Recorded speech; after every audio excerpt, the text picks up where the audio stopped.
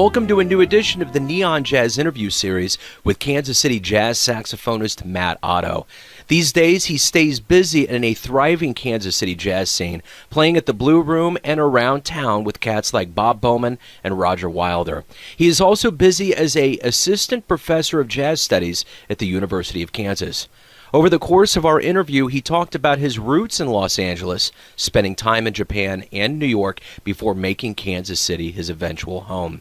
He is full of interesting stories and insights, so please dig this interview, my friends.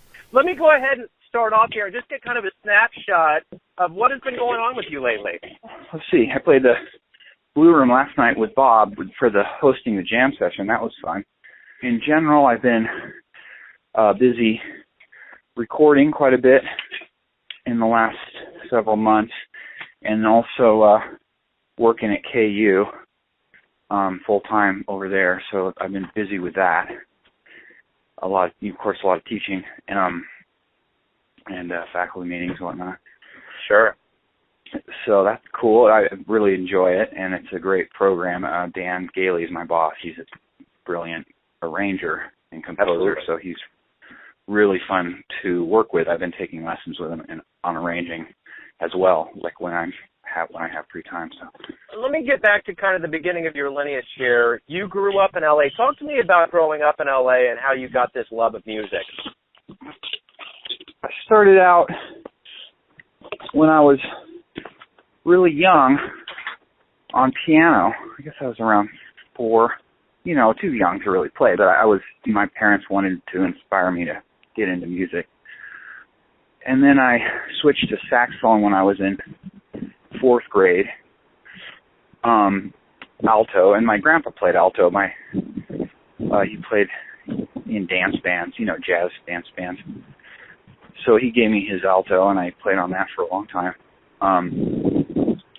My mom plays classical viola, and she was a music major but switched to English when she thought the theory was a little too hard for her.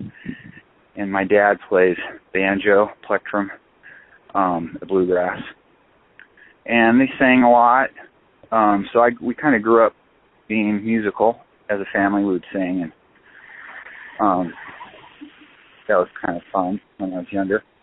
And then I met a really great teacher in junior high. Actually, before that, maybe 6th grade. Guy Don Hawkins, who's a really well-known teacher in Los Angeles, Orange County. He's taught many local players that came out of that area, Eric Marienthal, Doug Webb, myself, a bunch of people. Great teacher and just such a great person. He was the one who made me want to become a professional sax player. So he's still alive and teaches still and plays. He's getting old. I think he's in his late 70s now. I knew I wanted to be a professional or do it for a living when I was in junior high. That's when I was pretty decided that was it. And I was never a prodigy or anything. I just had a strong work ethic, Yeah, that's about absolutely. It. You got your composition side of what you do and your saxophone side. So I wanted to know, who are your influences on the saxophone? Well, Charlie Parker is my first influence. My teacher, Don, had me learn out of the Omni book, which is just a book of his transcriptions of his solos. And I'd memorize those and play along with the recordings. And then he got me into Coltrane. So those are my first 2 influences, Bird and then Train. And I pretty much stuck with them for all through high school and mostly through probably I graduated in 85 from high school and probably didn't start really branching out listening-wise until 88 maybe. Started listening to some of the modern players at the time, like Branford and Michael Brecker, just some of the people who were popular at that time. But really, I'd say my biggest influence was, when I was young, was Coltrane, Bird and Coltrane. Right on. And then as I got older, I got really into the older players. Like I really got into Lester Young when I got probably in my late 20s, I started getting super into Lester, and just more of the simple melodic improvisers like Hank Mobley, Dexter, guys that are just more vocal, you know? Yeah. And I mean, not that Bird and Trey aren't vocal, but that they're, you know, I guess they're more on a kind of a genius level. And I started kind of realizing it wasn't really that wasn't really who I was. So I kind of ended up starting to be more into players who I could relate to more, like emotionally. Yeah. But I still love Trey, and I listen to him every week. I listen to something of him because I just, you know, he's amazing. Absolutely. So let's talk about compositions. Whose compositions do you enjoy the most? You know, I'm a big fan of Bach. I listen to his music more than probably anyone's now. So I'd say that's my biggest influence, is studying Bach's music, listening to it and studying it, and, you know, in a very modest way. I just like, well, I'll look at some of his, choral works, which are like four-part pieces that are really, for him, pretty easy to digest, or for me, you know, it's easy for him to write and easy for me to learn from. And then I studied the Art of the Fugue quite a bit, that he, you know, wrote before he died. It's the last piece he wrote. And I studied a bit of the B minor Mass. And, you know, and when I say that, I mean, I just get really inside of just a small section of it and really analyze it. I took a class in Baroque counterpoint at Berkeley when I was there, and I got a ton out of that. So most of my basic craft or skill set comes from studying Bach, and then just applying my jazz ear to that basic science of composition, how to write, I guess the nuts and bolts of writing, and then kind of filtered through my jazz ear, you know, listening to lots of music that isn't Bach. Would it be safe to assume that Bach is one of the influences that inspires you when you compose, or is there anybody else? Yeah, he'd be the biggest influence, but yeah, I listened so much to music that I'd say anyone I listen to becomes an influence. I guess you know how it is if you write, any book you read kind of influences how you write in one way or another. Yeah. Because at a certain point, you already have enough skill to kind of get something just from listening. Yeah, you know, I don't have to necessarily transcribe it to get something from it. Absolutely. So, yeah, he'd be,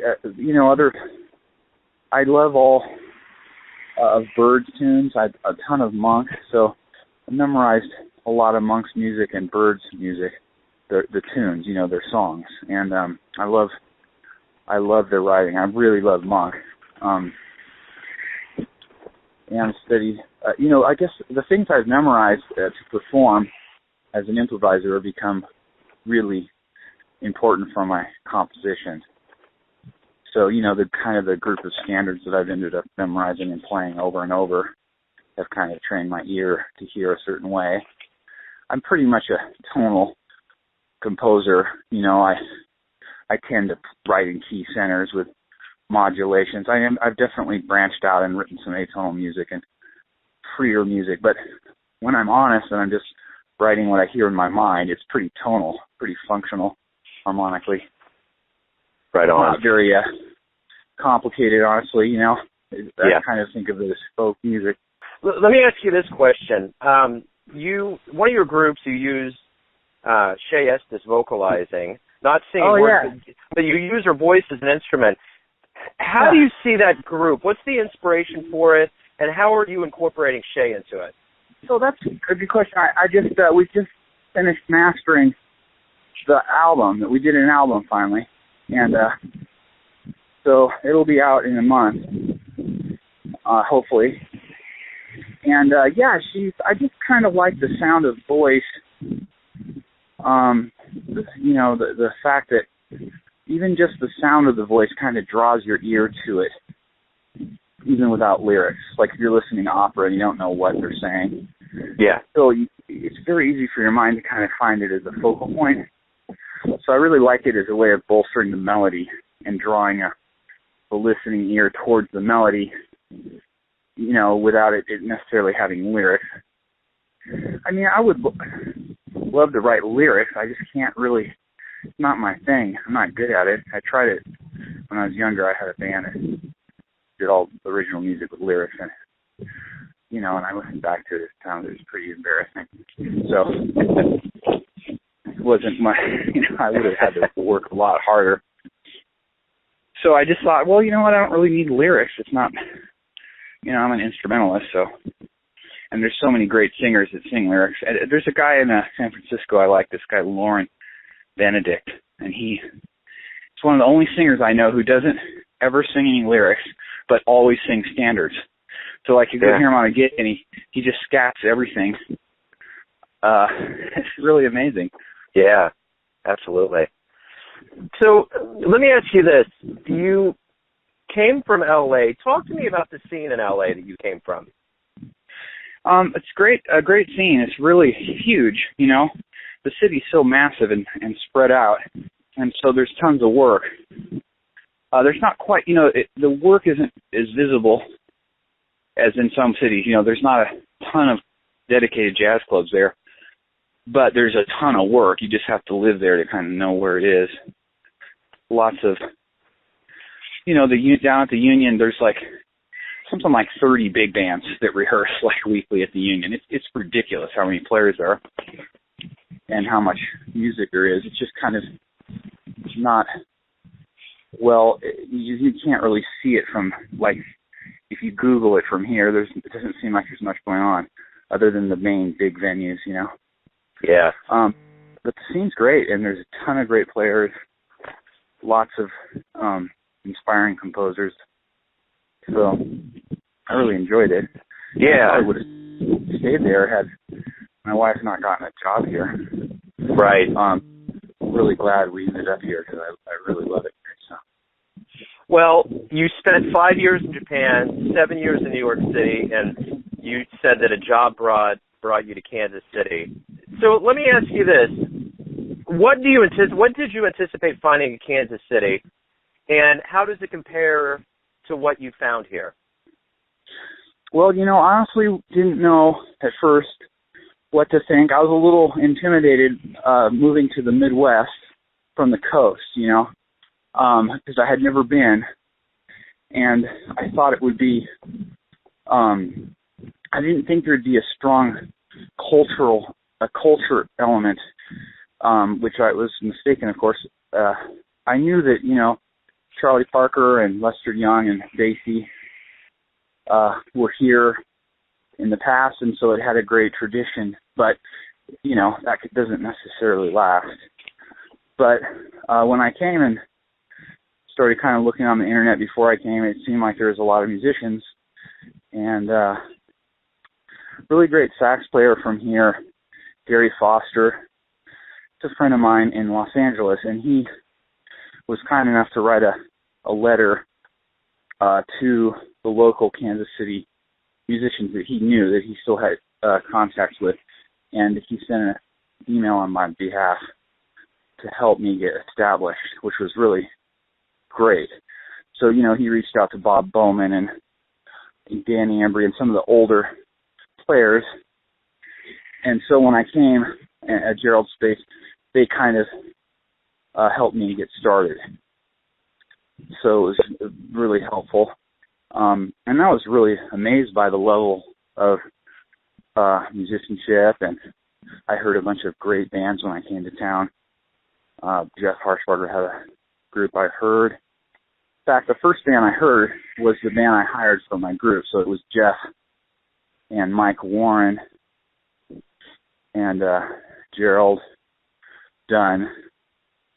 They were playing, hosting the session at the Blue Room, and I thought, man, this band sounds great. And I just basically took that band and wrote for it, started writing music for it, and then added TJ as I needed chords later on. But first it was this quartet with me and Gerald. So So how would you compare both the scenes, the LA scene to Kansas City? I guess I'd say the Kansas City scene is much more intimate. There's a lot more, people are a lot closer here. Like, we all know each other here. It seems smaller and tighter. And so I think it's healthier in that regard. It's more, it feels more like a community. In Los Angeles, it's so spread out, you get more cliques, It's a good community. It's just that you tend to fall into one group, just I think because of how big the city is. So yeah. I like it here better. It's a little more manageable, and it seems like you know everyone, and you get more support, and that sort of thing here. I felt more happier here and more able to pursue my compose things I want to compose and kind of pursue my music without being sidetracked by just for one thing, the need to make a living is so oppressive in Los Angeles. It's very expensive. Gigs don't even pay as well as they do here, and the cost of living is, maybe 3 times more. So it was pretty hard to be focused as an artist all the time when you're also just trying to pay the bills. So I was doing a lot of gigs that I wouldn't want to do if I had the choice. Absolutely. To make some money. So I had artistic freedom here, much more, to a large extent, and so I've been much happier. Right on. Let me ask you about the music, the talent, the music, and the musicians. What's the difference between L.A. and Kansas City? The sound we're putting out, the musicians, and kind of the overall talent level between both the cities.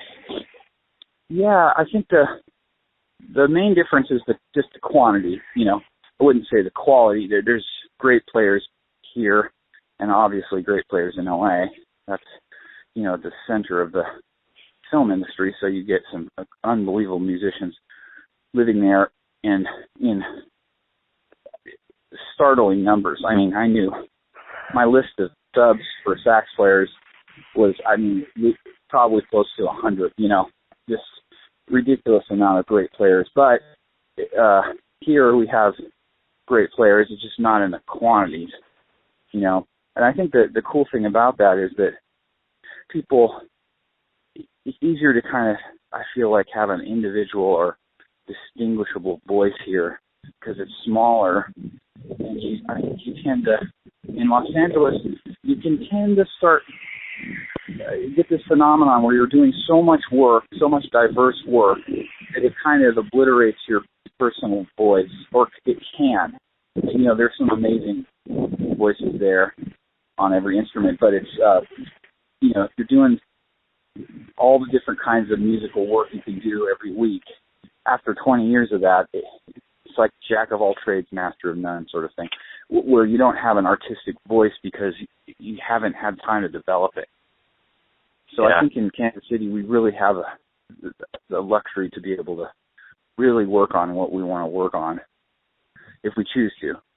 And in LA, there was tons of guys like that, but you had to really work. You had to kind of be aware of that and turn stuff down and tighten the belt and really try to stay focused on the art more deliberately. Whereas here, I feel like you can kind of find your voice without having to dedicate so much quality, focused time doing it. Yeah, absolutely.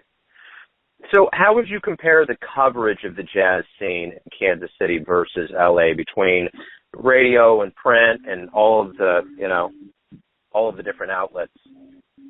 Well, I'm much happier with it here because the artists here have access to the media.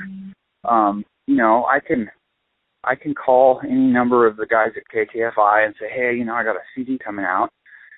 Would it be okay if I came on and promoted it a little bit? And without an exception, all of them would say yes. What day works for you?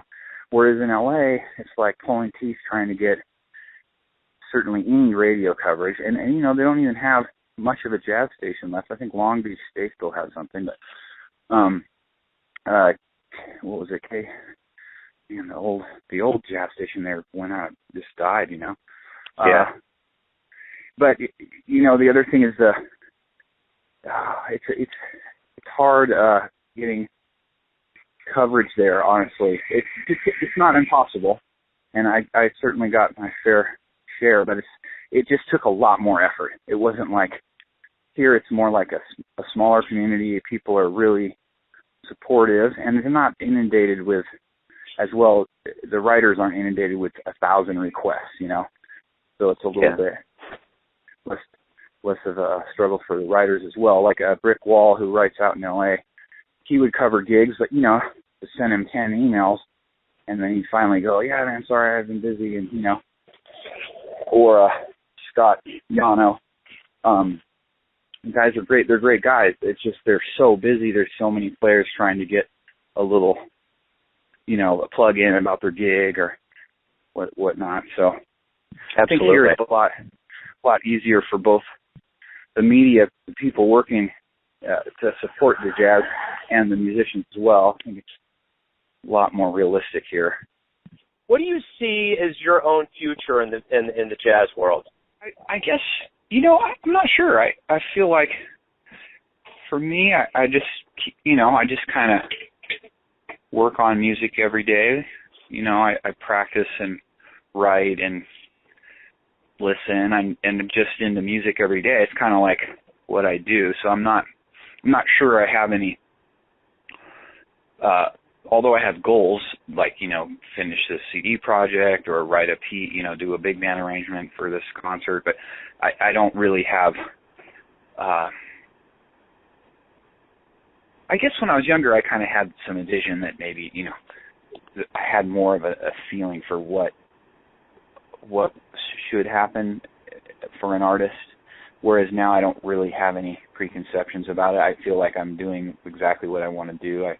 I write and play with players I like playing with, and I'm happy with how things are. So I don't see anything different for me in the future. I just see more of the same, like writing, recording, and performing, just until I'm done, until I pass on. But that's kind of how I think of it, I guess. Let me ask you this. What do you see as the future of the Kansas City jazz scene? Well, I think it's getting better. I mean, I can't really predict what will happen, but I suspect it will just keep getting better. It's gotten better since I've moved here. More heavier, better players have moved to town and are staying. Some of the younger players from KU and from UMKC are staying in town instead of leaving. There was a time when, from what I've heard, when everyone kind of left and went to New York, and I feel like that's not as much the case anymore. The scene's healthy enough and creative enough to keep the younger generation of players in town, which is super important because, they're for sure the driving force of art. The younger generation is really, I feel like it's super important that they stay here and kind of, I don't know, they just make the culture really healthy and help I love playing with younger players, the energy they bring and the kind of emotional freedom they bring to the bandstand and creative energy. They're not limited by years of, I don't know, as you get older, you definitely, I feel as a musician, you can tend to get very refined, but sometimes you lose some of that raw, passionate energy that younger players seem to always have, or often have. So I really like playing with the younger players, and I think the scene is getting better because it's keeping those players in town, instead of having them move to New York or to a bigger city like LA or Chicago or something. Sure. So let's talk about jazz as a big organism. What do you see as the continuing growth of jazz as a medium? Well, I feel like I think Eddie Moore posted something today on Ellington, a quote from Ellington where Ellington said, like back in the 30s or something, he said, the term, he wasn't a fan of the term jazz and that he liked to think of it as creative music that reflects freedom and expression, and I thought that was a really accurate, understanding. And of course, I'm not debating the term jazz really, but just that I think creative music that focuses on improvisation and self-expression and, that reflects society in some regard is always going to be relevant and it's always going to thrive. I mean, improvising is kind of partly human nature, the adapting in the moment to stimulus. And so I think music and art that reflects that will always be really healthy. I always think it'll be around. I don't know that it's necessarily going to generate a ton of money for anyone, but, some of the best things don't. But I think it's always going to be a relevant part of culture and something that's uniquely human and uniquely, uniquely human, I guess I'd say, and defines us like language does, makes us different. So I kind of think of it that way. I feel like it'll always be a strong force, and that whether or not capitalism embraces it in any given time period will just, who knows, if it makes money or not, I don't think is really the relevant issue. Of course, that will help in terms of people having the economic support they need to do what they want to do artistically. But that's been an ongoing struggle, I think, for artists since the beginning of society, organized society. I just think like that's always an ongoing thing, right? How do artists support their art and still eat? Yeah. So, yeah, absolutely. Yes, it's kind of nothing new, probably, but I think jazz is stronger. So-called jazz is stronger than it's ever been, simply by virtue of the fact that there's more people playing it than there ever has been. More musicians. It's broadly, every university in the country has a jazz program practically. Yeah. Whereas, 30 years ago, that would be not the case at all. In fact, even at KU where I'm teaching, there was a time when you weren't allowed, if the dean heard you practicing jazz, he would get mad at you. And, it was like not cool, basically, to even study jazz. So, it's really changed. Absolutely. So let me ask you this. Who do you admire? What jazz musicians, both locally and nationally, do you admire? Let's see. I guess I admire a lot of musicians, even the ones that I'm not entirely,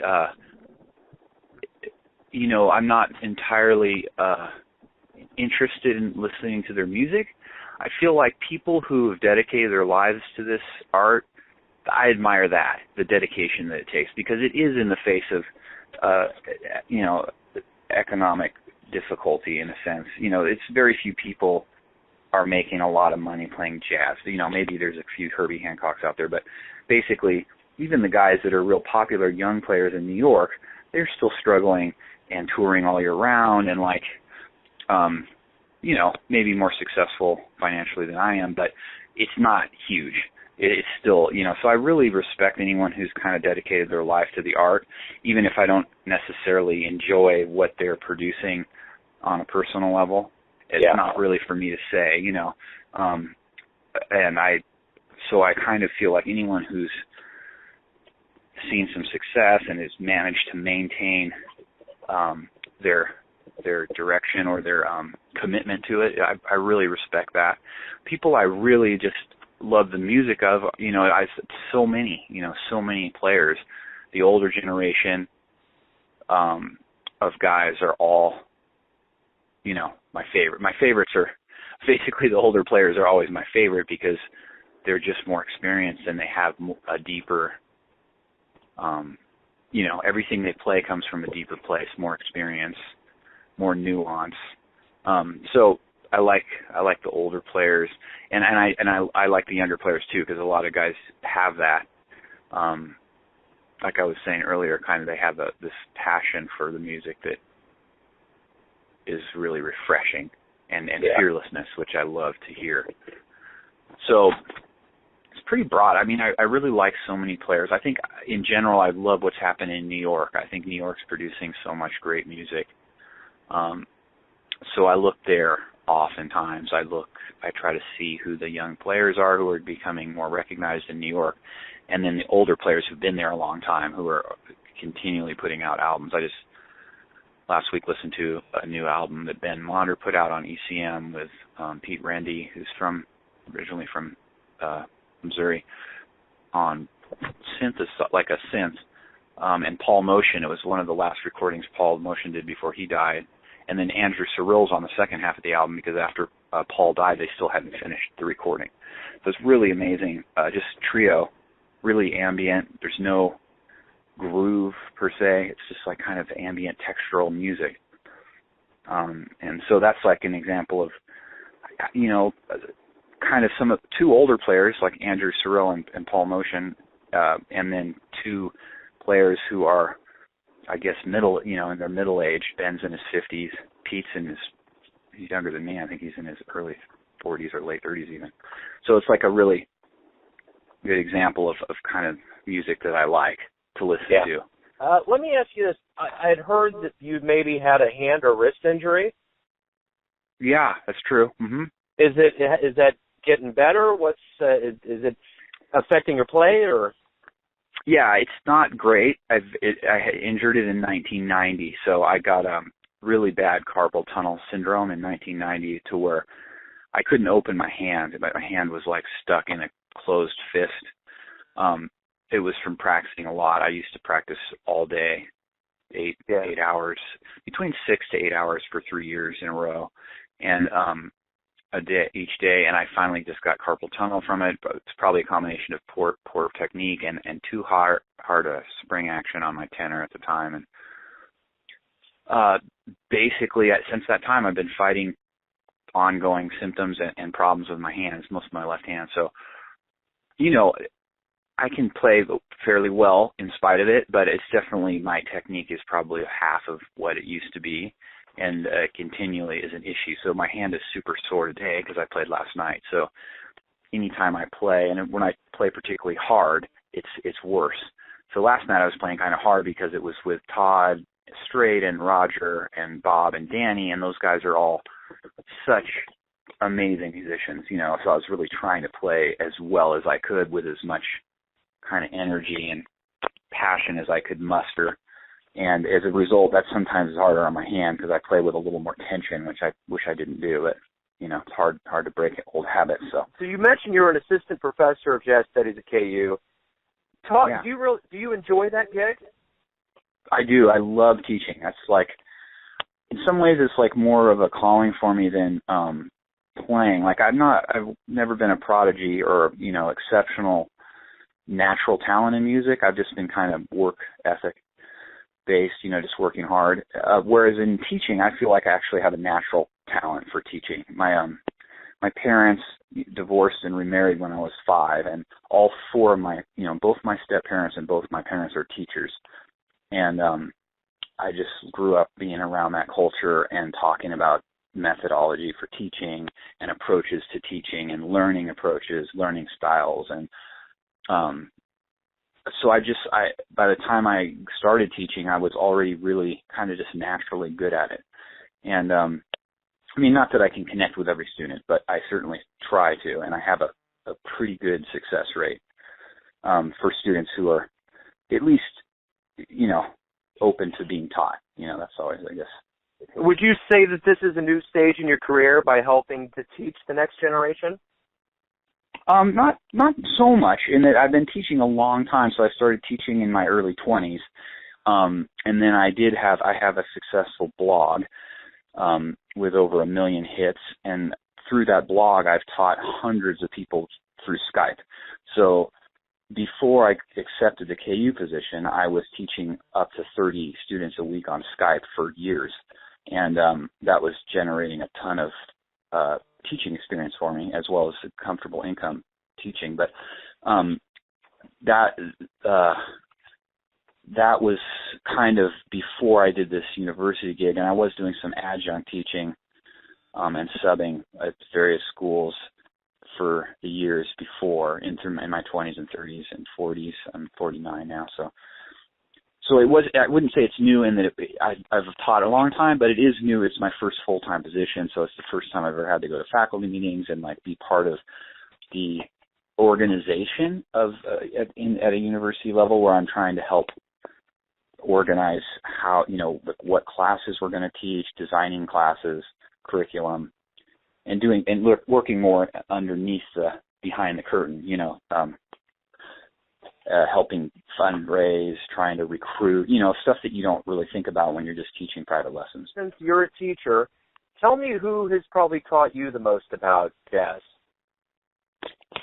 Well, I would say, my first teacher, Don Hawkins, I mentioned him again. He was really the person who got me to want to be a professional and be a saxophone player and be a jazz musician. And then George Garzone, I studied with in Berkeley in Boston.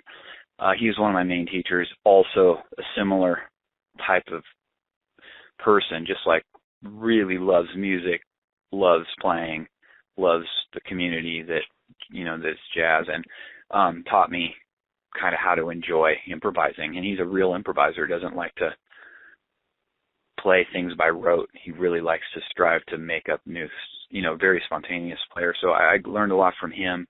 He's a great teacher as well as player. And then the main people I've learned from are just the actual players, transcribing them, learning their solos or learning phrases they played. So kind of just studying through listening and copying and assimilating, other people's material. That's probably what has taught me the most. But the inspiration is so important, and you get that. I get that a lot from teachers. I still study, studying arranging with Dan Gailey and also with Alan Ferber, who got a Grammy nomination last year for his new big band album. I study with him over Skype. And then I take private lessons on improvisation and performance with Julian Lodge, who's a great guitar player out of New York, who's much younger than me, but a phenomenal performer.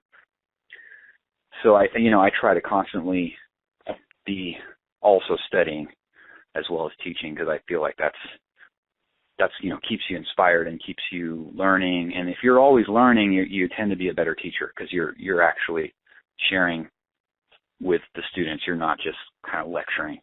You're kind of exploring together. So, absolutely. So, as someone that's dedicated their life to jazz, why do you love jazz?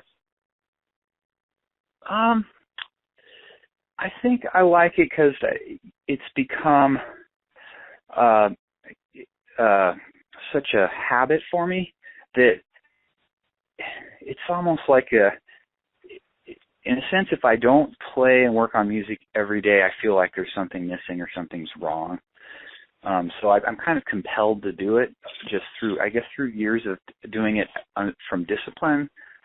I kind of had, a strong sense of discipline when I was younger, which now I don't really need to have anymore. I mean, what I mean is that now I don't feel like it's discipline. I used to set the timer and be like, I'm going to practice 6 hours today, regardless, of inspiration. Now I'm inspired every day. I think I did it through discipline for a long time, and then over time it became natural, and now I just love. Now it's more trying to get myself not to practice, because it hurts my hand. Yeah, but I really I love it. It's a great language for communicating to yourself and learning about yourself, and then it's a great language for communicating and playing with others. So it's a nice way to hang out with people, Playing. I mean, I'd rather be playing with people than almost anything. So. Right on. The final question I want to ask is this. Everybody has their perception of who you are. Your family does, your friends do, those that you perform for. But who do you think you are? I'd say I do identify myself as a musician and a composer. And so I think of myself that way. And as a teacher, those kind of three things kind of define the majority of my action in a day. I play and I perform and I teach and I write. So that's pretty much how I identify myself. I mean, to what extent that's like relevant is, I guess, up for history to decide, but that's what I do each day. So I kind of think of myself that way. That's how I describe myself. Yeah, right on. Hey, Matt, thank you for taking some time to talk with me today. I appreciate it. Yeah, my pleasure, Joe. Thanks for calling me. Thanks for listening and tuning in to yet another Neon Jazz interview, where we give you a bit of insight into the finest players doing that jazz these days around Kansas City and the world. And thanks to Matt for his contribution to the Kansas City scene and giving the education to future generations. If you want to hear more interviews, go to Famous Interviews with Joe Dimino on the iTunes Store or visit the neonjazz.blogspot.com for all things Neon Jazz. Until next time, enjoy the music, my friends.